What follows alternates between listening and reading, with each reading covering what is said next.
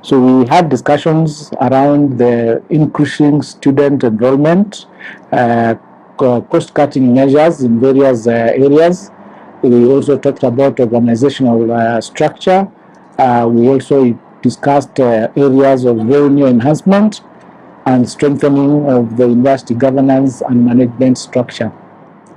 So we have been able to put on the table a proposal for the unions to ensure that we have a short-term, a medium-term, and a long-term plan to ensure that we keep the employees at work, we keep the academic staff in class,